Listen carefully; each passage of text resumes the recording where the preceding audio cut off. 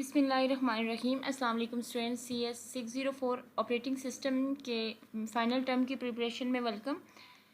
आज हम देखेंगे लेक्चर नंबर 23 से लेक्चर नंबर 45 तक फ़ाइनल टर्म के जो इंपॉर्टेंट टॉपिक्स हैं उनको डिस्कस करेंगे। उससे पहले मैं एक बात क्लियर कर दूं कि जिन स्टूडेंट्स ने लेक्चर्स लिए हैं काइंडली वो फोकस करें कि सभी लेक्चर्स को अच्छे से करें। ये इंपॉर्टेंट टॉपिक्स सिर्फ उन स्टूडेंट्स के लिए हैं जिन्होंने ऑपरेटिंग सिस्टम को बिल्कुल भी उनके लेक्चर्स नहीं लिए ऑपरेटिंग सिस्टम के, ठीक है। तो ये स्टूडेंट एटलीस्ट ये टॉपिक करेंगे तो वो अपने एग्जाम को जो है वो क्लियर कर लेंगे।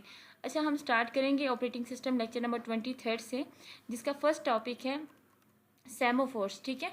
ये हमने लेक्चर नंबर 23 में भी देखा था कि सेमोफोर्स को हमने वहाँ से स्टार्ट लिया था, यानी लेक्चर नंबर 22 से स्टार्ट लिया था, सेमोफोर्स के बारे में पढ़ा था। तो वहाँ हमने पढ़ा था कि एक सिंक्रोनाइजेशन टूल है जिसको हम सेमोफोर कहते हैं। ये आपको यहाँ मिल जाएगा लेक्चर नंबर 22 में। इसकी स्पेसिफिक जो डेफिनेशन है एग्जैक्ट यहाँ पर देखिए आपको ये नज़र आ रहा होगा। ये आपने सारा जो है ये सेमोफोर से रिलेटेड जो है वो कंसेप्ट को माइंड में रख लेना है एग्जाम के पॉइंट ऑफ व्यू से।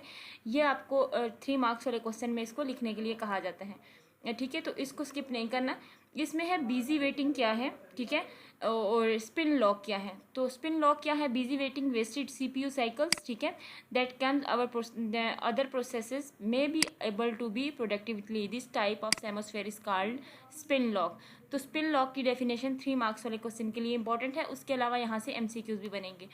अच्छा, MCQs के लिए अगर तो आप फाइल्स करते हैं तो वो ज़्यादा बेटर होता है एज़ कम्पेयर टू कि आप सारे इसके हैंड आउट्स जो है वो डीपली रीड करें। उससे अच्छा है कि MCQs के लिए फाइल्स कर लें और हर टॉपिक का कंसेप्ट क्लियर करें, फिर तो आपको टॉपिक पढ़ने की ज़रूरत भी नहीं पड़ेगी हैंड आउट से, ठीक है। फिर इसकी इम्प्लीमेंशन कैसे करनी है सेमोफोर की, उसके इम्प्लीमेंशन के लिए ये जो मेथड बताया हुआ है ये 3 मार्क्स वाले क्वेश्चन के लिए इंपॉर्टेंट है, ठीक है। इसको ये इम्प्लीमेंशन जो आपके सामने है इसको याद कर लेना, ये इंपॉर्टेंट है। नेक्स्ट टॉपिक देखें। नेक्स्ट आपके पास है, इसको भी स्किप कर सकते हैं आप। नेक्स्ट है प्रॉब्लम्स विद सेमोस्फोर्स। इसकी प्रॉब्लम कौन कौन सी हैं? प्रोवाइड अ पावरफुल टूल, ठीक है। Usage of semaphore must be correct in all the processes. One bad process can fail the entire system of cooperating process. तो यहाँ से आपने 3-4 प्रॉब्लम्स याद कर लेनी है जो आपके 3 मार्क्स वाले क्वेश्चन के लिए इंपॉर्टेंट है, ठीक है। Problems with semaphore, write down the problems about semaphore या write down the problems with semaphores, ठीक है। तो इस तरह से क्वेश्चन आपके पास आ सकते हैं। अब है डेड लॉक एंड स्टार्वेशन, ठीक है। डेड लॉक क्या है, स्टार्वेशन क्या है? तो देखिए डेड लॉक जो होता है यहाँ पे तो पूरी डेफिनेशन लिखी हुई है कि set of processes are said to be in a dead lock state if every process is waiting. तो देखें उसके लिए इन्होंने एग्जांपल बताई हुई है, डेफिनेशन आपने पूरी याद कर लेनी है। और एग्जांपल में इन्होंने बताया ट्रैफिक डेड लॉक और वन वे ब्रिज क्रॉसिंग, ये भी डेड लॉक है, ठीक है। तो ट्रैफिक का कैसे आप ऐसे एग्जांपल ले सकते हैं कि एक रोड इस तरफ से भी आ रही है, एक इस साइड से भी आ रही है और एक इस साइड से भी आ रही है और इस साइड से भी आ रही है, चारों तरफ से एक एक रोड आ रही है और यहाँ पर भी एक वेन आ रही है, ठीक है, और यहाँ से भी एक वेन आ रही है, यहाँ से भी एक वेन है और यहाँ से भी एक वेन है, और इस एट अ टाइम इस रोड पर एक ही गाड़ी आ सकती है। तो जब ये चारों गाड़ियाँ एक साथ आएंगी ना तो यहाँ पर आके क्या हो जाएगा, डेड लॉक अक्कर हो जाएगा। तो ये डेड ब्लॉक कब तक अक्कर रहेगा? जब तक एक गाड़ी पीछे की तरफ जाकर पूरी जगह नहीं दे देती तब तक ये डेड लॉक अक्कर रहेगा, कोई गाड़ी गुजर नहीं पाएगी, ठीक है। तो बेसिकली ये डेड लॉक अक्कर इस तरह से होता है। तो कंप्यूटर में भी कुछ इसी तरह से होता है कि डेड लॉक अक्कर हो जाता है तो फिर आपका क्या हो जाता है, प्रोसेस जो होता है आप जिस काम होते हैं तो वो वेटिंग में चला जाता है, फिर आपको जो है वो चीज़ों के लिए वेट करना पड़ता है, ठीक है। तो ये एक इंपॉर्टेंट कंसेप्ट है और ये आगे तक चलता रहेगा डेड लॉक का। तो ये इस डेड लॉक और स्टार्वेशन का जो कंसेप्ट है इसको आपने 3 मार्क्स वाले क्वेश्चन के लिए, और इसकी एग्जांपल्स जो है वो अलग से 3 मार्क्स में आ जाती हैं, ठीक है, कि write down the examples of dead lock. तो अपनी डेली लाइफ से कोई एग्जांपल दे तो फिर उस वक्त आप इन 2 एग्जांपल्स के नेम लिख सकते हैं, ठीक है। तो ये बहुत इंपॉर्टेंट क्वेश्चन है, इसको स्किप नहीं करना। नेक्स्ट देखें आपके पास कौन सा है। नेक्स्ट ये एग्जांपल्स वगैरह उसी की हैं, डेडलॉक की ही। सेमोस्फेयर, देयर आर 2 काइंड्स ऑफ सेमोस्फेयर। सेमोस्फेयर्स की अब अलग से काइंड भी पूछी जा सकती है, ये भी बहुत इंपॉर्टेंट क्वेश्चन है 3 मार्क्स क्वेश्चन में, 3 मार्क्स वाले क्वेश्चन में, 3 मार्क्स में, ठीक है। यहाँ पर क्या पूछा जा सकता है कि 2 काइंड्स बताएं, तो या तो सिर्फ नाम आपको बतानेंगे, एक है काउंटिंग, दूसरा है बाइनरी। बाइनरी में जस्ट आप 0 और 1 की बात करेंगे, यानी लेस देन 1, ठीक है। इसके अलावा 2, 3 आप यूज़ नहीं कर सकते। इसी तरह काउंटिंग में आप तो जो है वो आपको कोई रिस्ट्रिक्शन मतलब आपको कोई पाबंदी नहीं है कि आप इतना काम करें इतना काम, इसमें आप पूरी काउंटिंग यूज़ कर सकते हैं। सो बाइनरी और ये जो 2 टाइप्स हैं या 2 काइंड्स हैं ये बहुत इंपॉर्टेंट है, इनको आपने याद रखना है, ठीक है। ये 3 मार्क्स वाले क्वेश्चन के लिए इंपॉर्टेंट है और साथ इस कोड को भी याद रख लिया, डेटा जो स्ट्रक्चर आपको दिया हुआ है इसको याद कर लें। नेक्स्ट देखें, नेक्स्ट आपके पास यहाँ पर है classic problem of synchronization. There are 3 classic problems है, ठीक है। तो पहले क्वेश्चन तो आपका एमसीक्यूज के लिए बन जाएगा कि क्लासिक प्रॉब्लम्स कितनी हैं, वो आप 3 बता सकते हैं, ऑप्शन आपको दिए होंगे। अब अगर 3 प्रॉब्लम लिखने को कह दिए जाए तो फिर आपने ये तीनों नाम लिखने होंगे। ये भी आपके 3 मार्क्स वाले क्वेश्चन के लिए बहुत इंपॉर्टेंट टॉपिक है, ठीक है। यहाँ पर आपने सिर्फ नाम लिखने, बाउंडेड बफर प्रॉब्लम है, रीडर राइटर प्रॉब्लम है, डेनिंग फिलोसफर प्रॉब्लम है। अच्छा, इसमें जो रीड एंड राइट का प्रॉब्लम है ना, ये मोस्टली जो है वो अलग से 3 मार्क्स के क्वेश्चन में आ जाता है, ठीक है। या तो आपको बताया ना कि साइक्रोनाइजेशन की तीनों प्रॉब्लम्स को लिखने को सिर्फ आपने नाम लिखने होंगे, या फिर ये रीड और राइट वाला जो है ना, इसको पूरे का पूरा एक्सप्लेन करने को कहा जाएगा। तो जब इसको एक्सप्लेन करने के लिए कहा जाएगा तो फिर उसमें आपने कौन सा करना होगा, ये रीड और राइट का जो प्रॉब्लम है ये एमसीक्यूज में भी यूज़ होता है, ठीक है। एमसीक्यूज में भी इसी से रीड और राइट से बनते हैं। तो उसके लिए आपने फिर इनके प्रॉब्लम यहाँ से रीडर एंड राइटर प्रॉब्लम को आपने यहाँ से लिखना है, ठीक है। ये देखिए, some of this process called reader, ये आपके पास रीडर की डेफिनेशन है और साथ ही राइटर की डेफिनेशन है, ठीक है। तो ये दोनों डेफिनेशन एटलीस्ट यहाँ से याद रख लें। फिर उसके बाद नेक्स्ट स्टेप है first reader writer problem and second reader writer problem. ये भी बहुत इंपॉर्टेंट है, ठीक है। ये आपके 3 मार्क्स वाले क्वेश्चन में आ सकते हैं, ठीक है। ये first read write problem, second read write, बस यहाँ पर ये 2-3 जो टॉपिक है शॉर्ट है, ये 3 मार्क्स वाले क्वेश्चन के लिए इंपॉर्टेंट है, इनको कर लीजिएगा। और साथ एमसीक्यूज तो बनने ही बनने हैं इसमें से, वो भी आप लोग देख लीजिएगा। नेक्स्ट देखें, नेक्स्ट आपके पास है, ये मैं जस्ट इंपॉर्टेंट टॉपिक बता रही हूँ। जिन स्टूडेंट्स ने सारे का सारा किया वेल एंड गुड, उनको सारा करना चाहिए, वैसे तो सभी को करना चाहिए, लेकिन जो लोग नहीं कर रहे तो फिर ये स्पेशल उन्हीं के लिए, स्टूडेंट्स के लिए कि वो एटलीस्ट ये टॉपिक करेंगे तो अपना एग्जाम जो है वो अच्छे से क्लियर कर लेंगे, ठीक है। हाई लेवल साइक्रोनाइजेशन कंस्ट्रक्ट में आपके पास 3 जो कुछ प्रॉब्लम्स हैं वो ऐड होती है, उसमें क्रिटिकल रीजन है, ठीक है। और सेकंड जो नाम प्रॉब्लम के जस्ट नाम याद रख लें कि ये नाम है प्रॉब्लम्स के, और आपके कौन कौन से प्रॉब्लम ऐड है। तो प्रॉब्लम 3 तरह के हैं और 3 नाम याद रख लें। फिर उसके बाद है नेक्स्ट जो टॉपिक है, लेक्चर नंबर 26 स्टार्ट होता है, जिसमें मॉनिटर बेस्ड स्टार्ट है। इसमें देखिए मैं आपको बताती हूँ इंपॉर्टेंट टॉपिक कौन सा है आपका, यहाँ पर है द डेड लॉक प्रॉब्लम। अच्छा, प्रॉब्लम के लिए उन्होंने आपको एक पूरी एग्जांपल दी है। अगर तो आपने लेक्चर लिया है, ये एग्जांपल कर लिए, तो इससे आप काफ़ी कुछ सीख चुके होंगे इस एग्जांपल से। और ये एग्जांपल इंपॉर्टेंट है क्योंकि ये आप करेंगे ना तो आपको समझ आ जाएगी P1 क्या है, सिग्नल्स क्या है, P0 क्या है, ठीक है। तो ये एग्जांपल नहीं भी की तो इसको आप लेक्चर लेके आप इसको कवर कर सकते हैं। मेरे तो इस पर लेक्चर सीरीज़ नहीं बनाई, मैंने जस्ट इसको मेरे पास हार्ड फॉर्म में ये हैंडआउट्स पड़े थे तो मैंने जस्ट इंपॉर्टेंट टॉपिक किए, क्योंकि मेरे पास बाकी सब्जेक्ट लेक्चर्स के लिए ज़्यादा थे तो इसलिए मैंने इसको नहीं किया। Under the normal mode of operation a process में utilize a resource in only the following sequence. कौन कौन सी सीक्वेंस है ये भी पूछा जा सकता है, ठीक है, सिस्टम मॉडल के अंदर। तो सीक्वेंस कौन सी है, फर्स्ट वन है रिक्वेस्ट की, दूसरा है यूज़ की और थर्ड वन है रिलीज़ की। 3 मार्क्स वाले क्वेश्चन में आपको ये 3 नाम लिखने होंगे। देखिए कितने शॉर्ट से नाम है, कितने ईजी नाम है, सिंपल से, और आपके इसमें से 3 मार्क्स आ जाते हैं। तो ऐसा भी होता है कि स्टूडेंट्स जो है वो बहुत शॉर्ट क्वेश्चन होते हैं, बहुत ईजी होते हैं, वो याद नहीं करते और उस वक्त फिर अपना जो है वो नुकसान कर लेते हैं। 3 मार्क्स उनके इधर से लूज हो जाते हैं इन क्वेश्चन से। सो ये जो आगे use the process, use the resources, तो ये आपके ये पूछा क्या कहाँ जाता है, ये एमसीक्यूज में पूछे जाते हैं, ठीक है। आगे जो डिटेल से एक्सप्लेन है ये एमसीक्यूज में मोस्टली पूछा जाता है। सो इस टॉपिक को ये जो 3 ये है ना, ये आपको 3 मार्क्स दिला सकता है अगर आप इसको कर लेते हैं और ये आपके एग्जाम में आ जाता है, ठीक है। फिर उसके बाद है डेड लॉक कैरेक्टराइजेशन। इसमें क्या है, the following condition must hold simultaneously for a dead lock to occur. कौन कौन सी कंडीशन है, फन है म्यूचुअल, ठीक है, होल्ड एंड वेट वाली कंडीशन है, नो परमिशन, सर्कुलर वेट, ये 3-4 जो कंडीशन है इनको आपने याद रखना है। ये भी 3 मार्क्स वाले क्वेश्चन में इनके नाम याद रख लेने। फिर उसके बाद रिसोर्स एलोकेशन ग्राफ क्या है, इसकी फर्स्ट लाइन याद कर ले कि आपको पता होना चाहिए, सिर्फ इसकी डेफिनेशन ही बहुत है।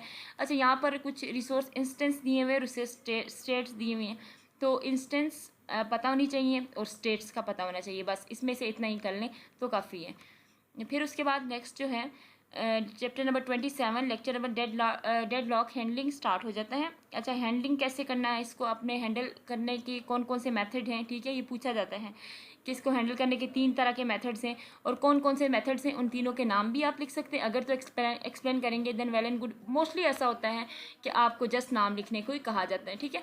5 मार्क्स वाले क्वेश्चन में फिर आपको अगर आ जाइए क्वेश्चन तो फिर आपको ये पूरे का पूरा एक्सप्लेन करना होता है, और ये भी बहुत इंपॉर्टेंट क्वेश्चन है, इसको भी आपने स्किप नहीं करना। डेड लॉक से रिलेटेड कंसेप्ट आपको पूरे का पूरा होना चाहिए क्योंकि ये इंपॉर्टेंट है, इसको स्किप आपने नहीं करना, ठीक है। फिर उसके बाद है नेक्स्ट होल्ड एंड वेट ये कौन सा है? Deadlock prevention. अच्छा इसको छोड़ दें आप। नेक्स्ट है डेडलॉक से एविडेंस, इसको भी स्किप कर सकते हैं। सेफ स्टेट क्या है? हाँ safe state, what is safe state, ये डिफाइन सेफ स्टेट, ठीक है। What is safe state sequence क्या है, ठीक है।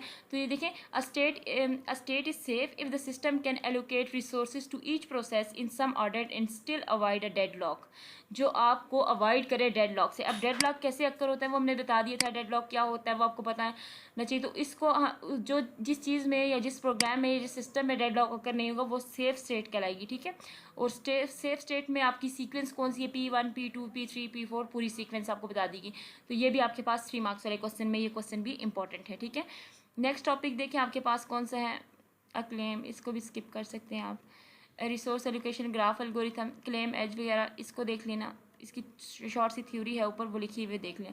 बैंकर एल्गोरिथम क्या है? इसकी भी 3 लाइन्स है, ठीक है। एल्गोरिथम ये आप लोगों ने याद रख लेनी है। We need the following data structure in the banker algorithm, कौन सी डेटा स्ट्रक्चर आपको ज़रूरत होती है बैंकर एल्गोरिथम में, ठीक है।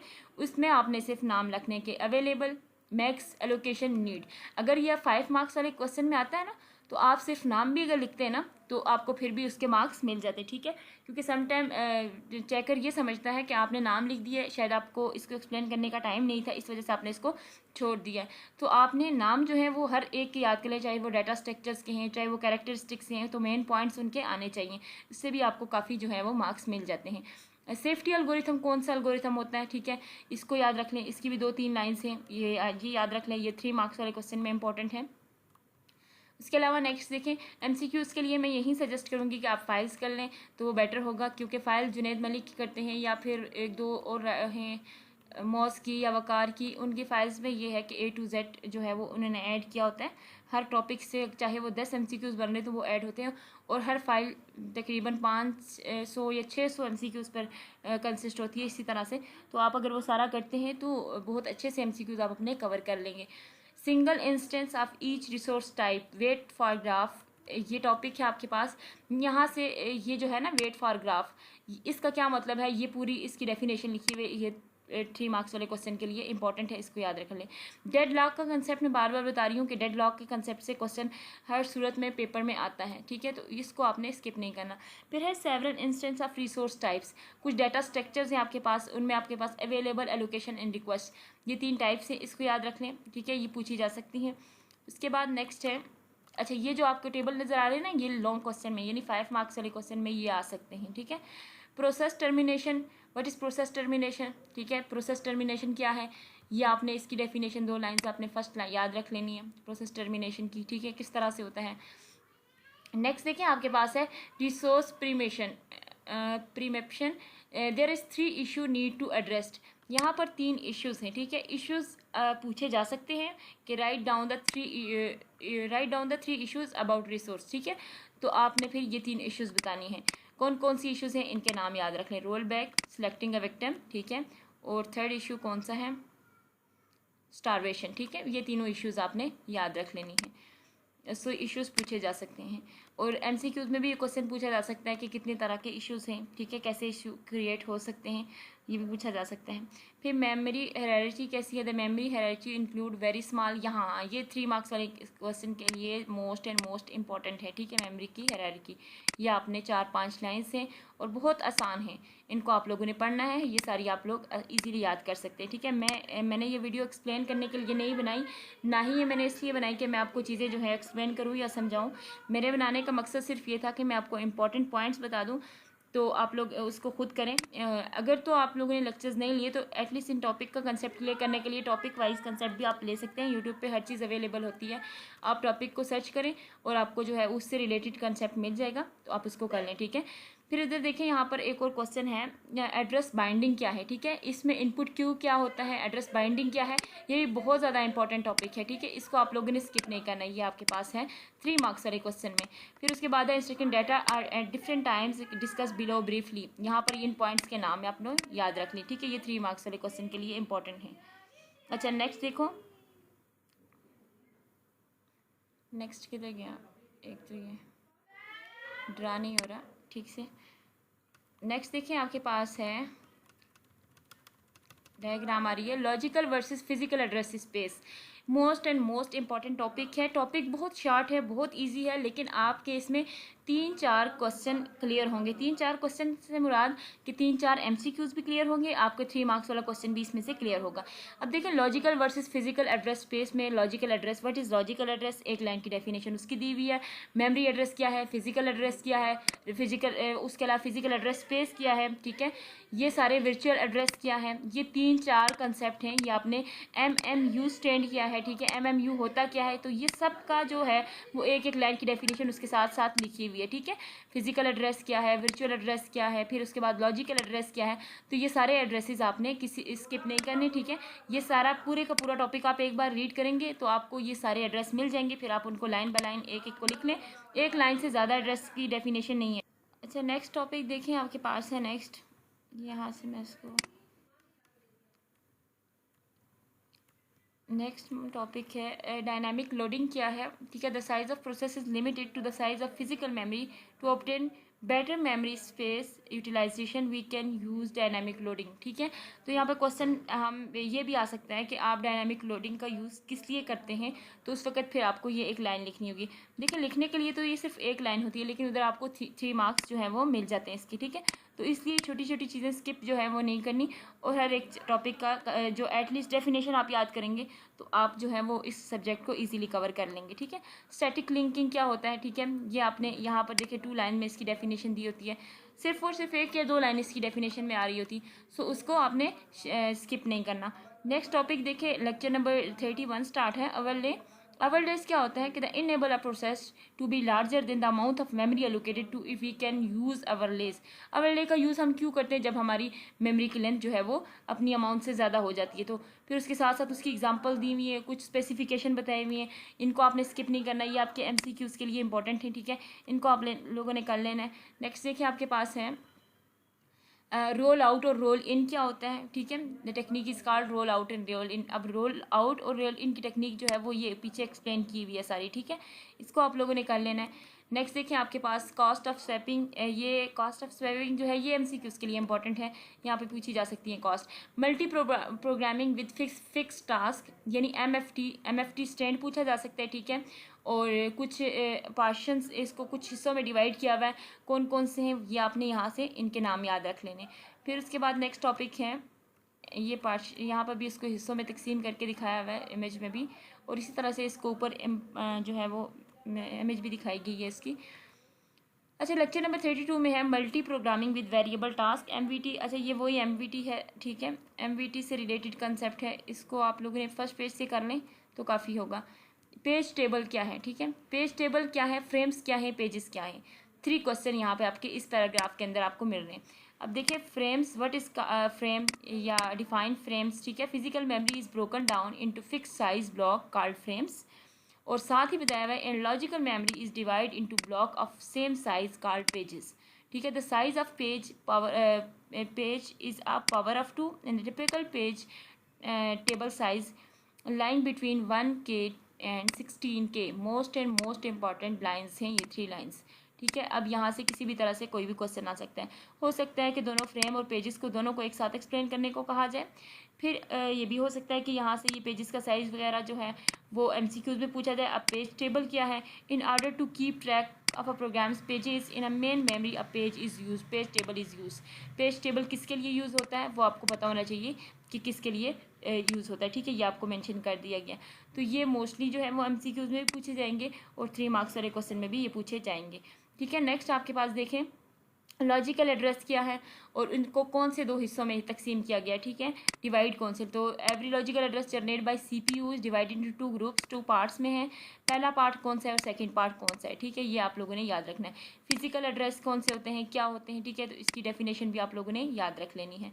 नेक्स्ट देखें कौन सा टॉपिक है आपके पास इंपॉर्टेंट, यहाँ पर है hardware support for paging itself. यहाँ पर है इंटरनल फ्रेगमेंटेशन, ठीक है। यहाँ से इसकी डेफिनेशन, इंटरनल फ्रेगमेंटेशन की डेफिनेशन याद रख लेनी है, वो यहाँ से स्टार्ट होगी और यहाँ तक है। फिर पेजिंग की कुछ एग्जांपल दी हुई है, ये आपके MCQs के लिए इंपॉर्टेंट है पेजिंग से रिलेटेड, ठीक है।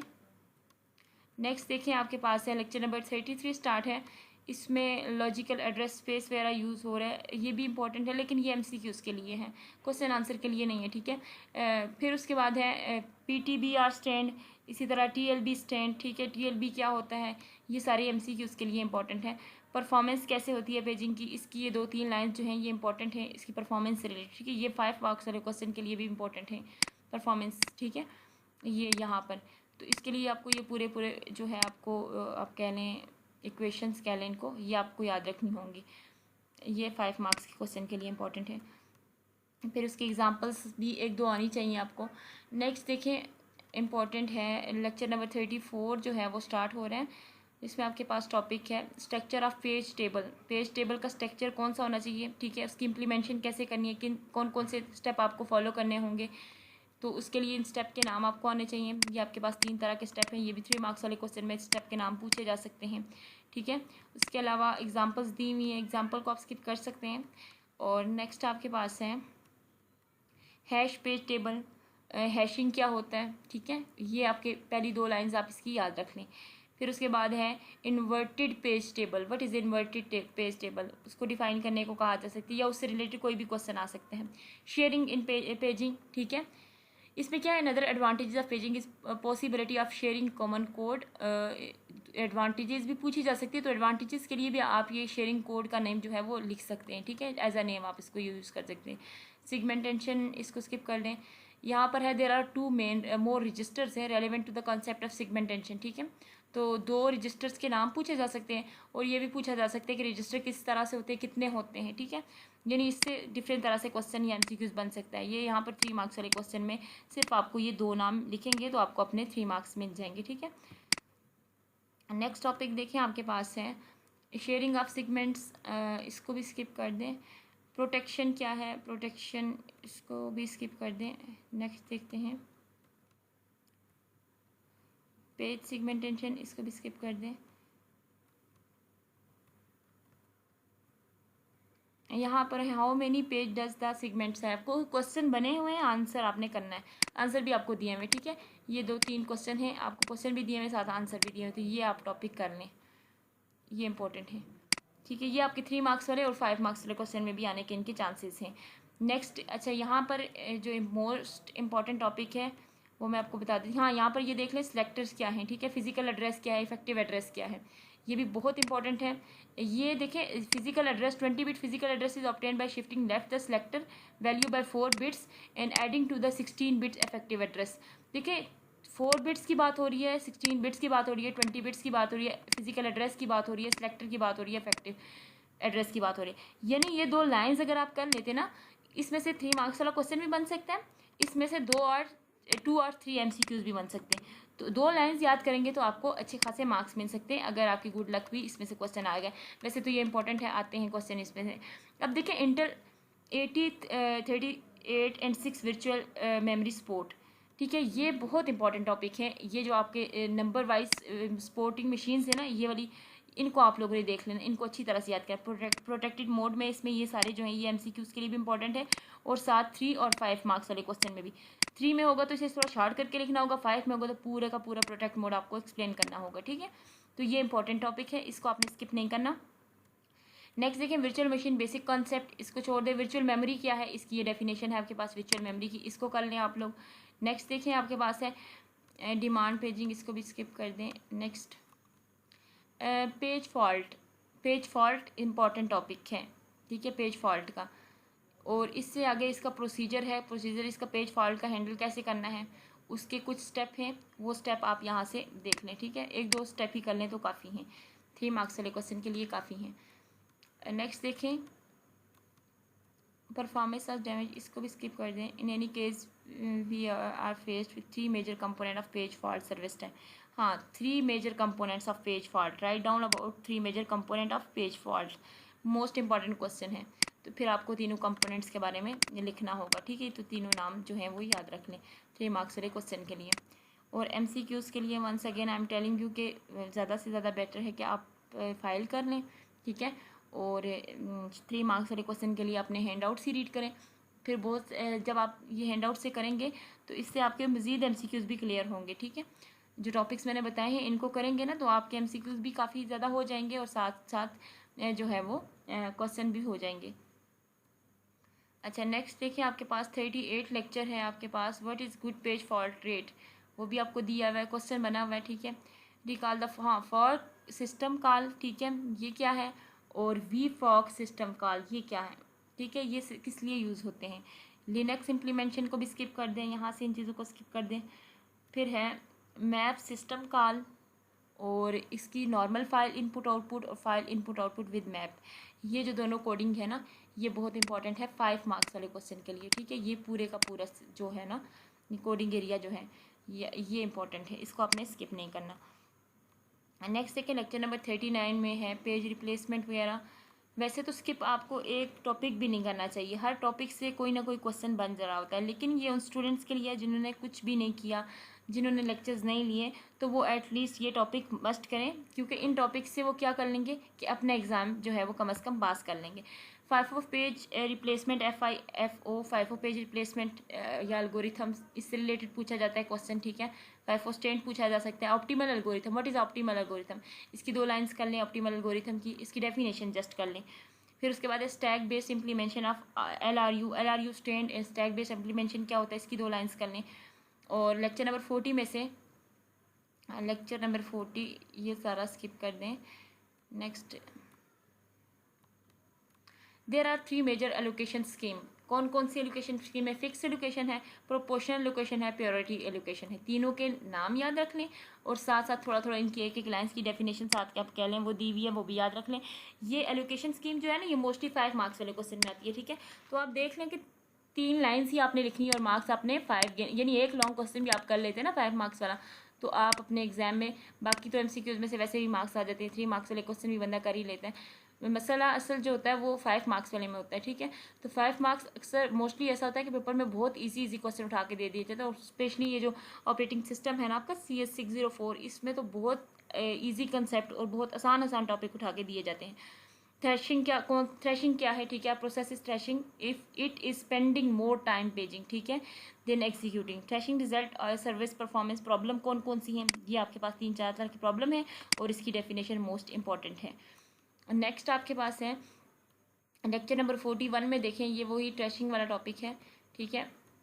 फिर देखें working set model, working set model में यूज़, ये देखिए, the working set model is based on assumption of locality, this model uses a parameter to define the working set window. ये 2-3 लाइन्स है ना, इनको आप याद रख लें, ठीक है, वर्किंग सेट मॉडल से रिलेटेड। इसको जब लिखने के लिए कहा जाए तो फिर आप ये लिख सकते हैं इसमें। नेक्स्ट देखें, पेज फॉल्ट फ्रीक्वेंसी है, page fault frequency is another method to control thrashing, ठीक है। थ्रेशिंग को कंट्रोल करने के मेथड कौन से हैं, उसमें पहला मेथड आपके पास पेज फॉल्ट फ्रीक्वेंसी भी आ सकता है। फिर है अदर कंसिडरेशन में some important, many other things can be done to help controlling threshing, we discuss some of the important one.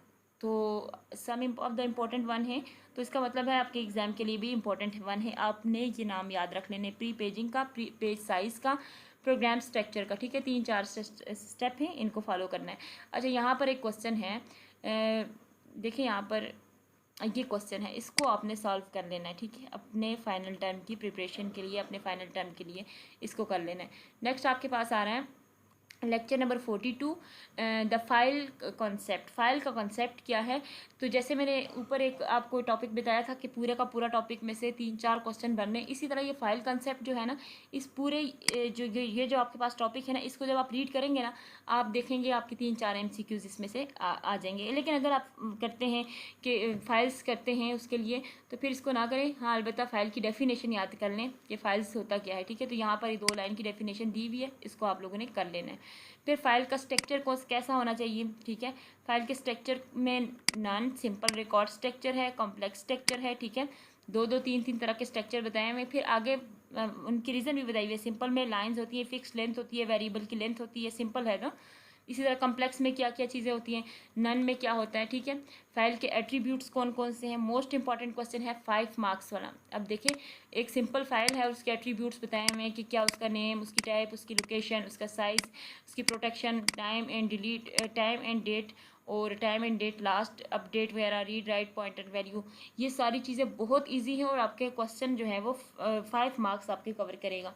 ठीक है, फाइल से रिलेटेड क्वेश्चन बहुत आसान है, ये पूरा चैप्टर ही बहुत आसान है। सो इसमें आपने ये वाला टॉपिक कर लेना है, फाइल के एट्रीब्यूट्स 5 मार्क्स के क्वेश्चन में आएगा। व्हाट आर एट्रीब्यूट स्टोर्स, ये भी आपको क्वेश्चन दिया हुआ है, इसको कर लेना। अच्छा, यहाँ पर देखिए एक क्वेश्चन है फाइल के ऑपरेशंस कौन कौन से। ठीक है, तो फिर ऑपरेशन जैसे एट्रीब्यूट्स इंपॉर्टेंट है, ऐसे ही ऑपरेशन इंपॉर्टेंट है। इसमें क्रिएट, ओपन और राइट, रीड वगैरह क्या दें। ठीक है, जैसे नाम से आपको पता है, डिलीट है तो डिलीट हो जाएगी। ठीक है, क्लोज है तो क्लोज हो जाएगी। ठीक है, ट्रंकेट है तो ट्रंकेट, रीड है तो रीड करने के लिए, यानी ये सारे ऑपरेशन जो हैं ये इंपॉर्टेंट हैं फाइल्स के कंसेप्ट से। फिर है फाइल टाइप्स, एक्सटेंशन से रिलेटेड आपने जस्ट ये 2-3 लाइन जो हैं वो आपने कर लेनी है। ठीक है, फिर नेक्स्ट देखिए आपके पास यहाँ पर है यूनिक्स डज नॉट सपोर्ट करता है 7 टाइप्स ऑफ फाइल। यूनिक्स में 7 तरह की फाइल्स को वो सपोर्ट नहीं करता। उसमें ऑर्डिनरी फाइल है, ठीक है, उसमें कैरेक्टर स्पेशल फाइल है, लिंक फाइल है, FIFO फाइल है, FIFO फाइल है, सॉकेट फाइल है। तो ये भी क्वेश्चन 5 मार्क्स वाले क्वेश्चन के लिए इंपॉर्टेंट है। ठीक है, ये जो आपके टॉपिक है ना लास्ट में, यहाँ से आपका लॉन्ग क्वेश्चन आने के काफ़ी चांसेस, और बहुत ज़्यादा आसान कंसेप्ट है। जब आप इसको रीड करेंगे, आपका सब्जेक्ट है, आपने लेक्चर लिए होंगे, आपको मुझसे ज़्यादा अब आइडिया हो रहा होगा कि ये चीज़ें किस किस तरह से करनी है। ठीक है, फाइल एसएस में सीक्वेंशियल एसएस है, डायरेक्ट एसएस, ये टॉपिक के नाम आपको आने चाहिए। फिर डायरेक्टरी ऑपरेशंस में आपके पास कौन कौन से हैं, जिसमें देखिए next to each operation Unix system call command for the corresponding operation. Create किसके लिए कॉल करता है, open, read, rewind, close, delete, ये सारे, ये भी आपके 5 मार्क्स वाले क्वेश्चन के लिए इंपॉर्टेंट है। ठीक है, तो इनको आप लोगों ने स्किप नहीं करना है, ये भी 5 मार्क्स वाले क्वेश्चन में, इसको मैं हाईलाइट कर देती हूँ 5 मार्क्स वाले क्वेश्चन के लिए। ठीक है, तो ये सारा आपने कर लेना है। नेक्स्ट एक है आपके पास, नेक्स्ट टॉपिक है डायरेक्टरी स्ट्रक्चर में आपके पास है ना, when considering a partially directory structure we need to consider the following issue. कितने इशू आपको फाइल के दौरान, डायरेक्टरी स्ट्रक्चर के दौरान आपको देखने पड़ते हैं। उसमें कुछ ग्रुपिंग का है, नेमिंग का है, एफिशिएंट सर्चिंग वगैरह है। ठीक है, तो ये जस्ट आपने इश्यूज़ के नाम याद रखने और बताने भी हैं कि 3 तरह के इश्यूज़ होते हैं, कौन कौन से हैं वो आपने बताए। 2 लेवल डायरेक्टरी क्या होती है, सिंगल लेवल डायरेक्टरी क्या है। ठीक है, ये भी इंपॉर्टेंट क्वेश्चन है। उसके बाद है Unix Linux notation and concept, root directory, उसकी सारी यहाँ से डायरेक्टरी सारी जो है वो आपने तैयार कर लेनी है।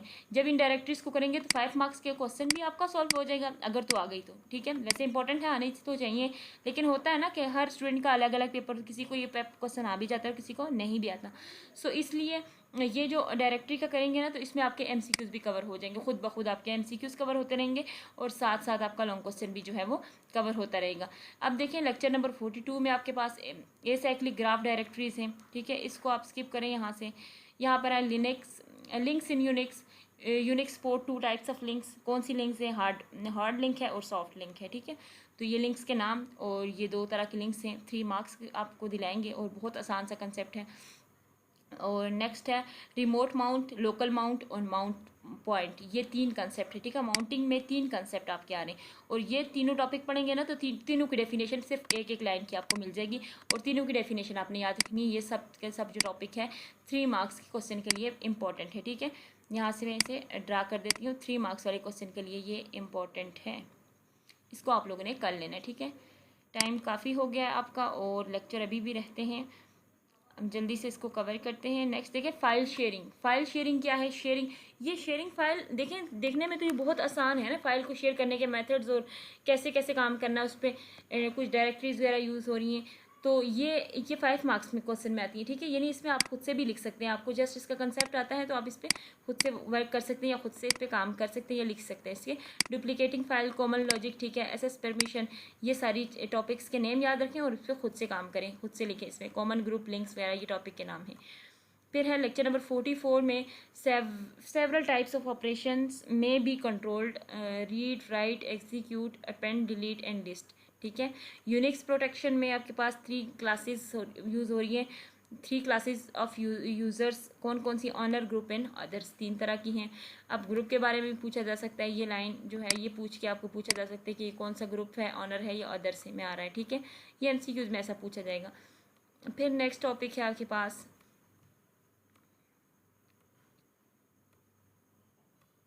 यहाँ देखिए स्पेस एलोकेशन के मेथड में कॉन्टीजियस मेथड है, लिंक एलोकेशन है, इंडेक्स। ठीक है, there are 3 common use method, write down about the method of space allocation आ सकता है, या व्हाट इज़ नहीं बल्कि हाँ यही क्वेश्चन बन सकता है इसका कि आप तीन जो है वो मेथड्स लिखें तो आपने तीनों मेथड्स के नाम लिखें, या write down the name of 3 common use method, या फिर 3 आपको ना कहा जाए, सिर्फ नेम कहा जाए और 3 आपने खुद लिखने होंगे। ठीक है, किसी भी तरह से कोई भी क्वेश्चन इसका बन सकता है। ठीक है, तो आपने सिर्फ इनके नाम लिखने होंगे 3 मार्क्स वाले क्वेश्चन में।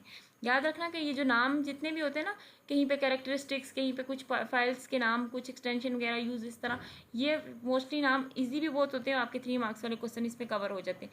5 मार्क्स वाले में हमेशा लेंथी क्वेश्चन ही आते हैं, वो तो शॉर्ट चीज़ें उसमें होती नहीं, उसमें काफ़ी लेंथी डिटेल से चीज़ें पूछी जाती है और फिर आपको लिखना भी डिटेल से होता है। Maximum file size and pointer overhead, तो ये भी आपको दिया हुआ है। ठीक है, मैक्सिमम फाइल साइज जो है वो डिपेंड करता है size of block and the size of disk addresses use in the system, जो सिस्टम के अंदर यूज़ होती हैं। तो ये 2 लाइन से next pointer point two indirect block, ये 3-4 लाइन से इनको याद रख लेना। FAT फाइल एलोकेशन टेबल क्या होता है? सबसे पहले तो इसका स्टैंड पूछा जाता है, फिर उसके बाद FAT के बारे में 3 मार्क्स में पूछा जाएगा, तो आप उन्हें इन 2 लाइन्स को कवर करना है। फ्री स्पेस मैनेजमेंट कौन सी है? फ्री स्पेस मैनेजमेंट या फ्री स्पेस लिस्ट, उसके लिए आपके पास ये डेफिनेशन है। ठीक है, यहाँ से लेकर यहाँ तक मैं इसको रीड नहीं करी क्योंकि काफ़ी टाइम हो गया। बिट फैक्टर क्या होता है?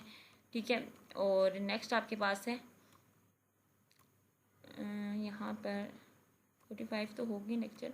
हाँ, इस टेबल को माइंड में रख लें। फाइल मैनेजमेंट सिस्टम, ठीक है, maintain the file system, directories and keep. ये इसमें ना ऐसा भी हो सकता है कि आपको ना ये डायग्राम दे दी जाए, ठीक है, और आपको इन चीज़ों को मेंशन करने को कहा जाए, यानी ये लिखने को कहा जाए इससे रिलेटेड। सेकेंडरी स्टोरेज मैनेजमेंट, ठीक है, तो फाइल सिस्टम से रिलेटेड, और ये 5 मार्क्स वाले क्वेश्चन के लिए इंपॉर्टेंट है। डिस्क शेड्यूलिंग क्या होता है?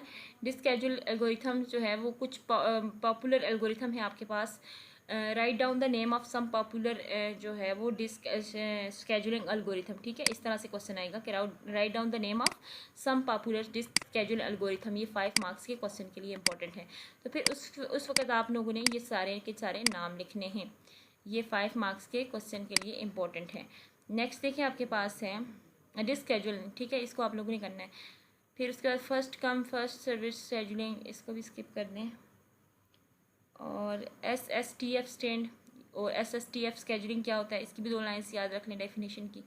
और साथ नेक्स्ट है स्कैन, स्कैन से रिलेटेड भी पूछा जा सकता है।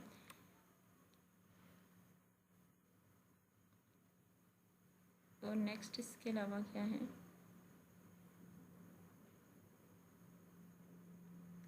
लुक एल्गोरिथम, इसको स्किप कर दें। C scan and C look algorithm. अच्छा, यहाँ तक आपका जो है वो लेक्चर 45 तक कवर हो जाते हैं। होप्स हो कि आपको जो करवाया गया, जो बताया गया, उन चीज़ों का कंसेप्ट तो मैंने नहीं दिया है फुल कि मैंने चीज़ें तो क्लियर नहीं करवाई कि क्या चीज़ क्या है क्या नहीं है।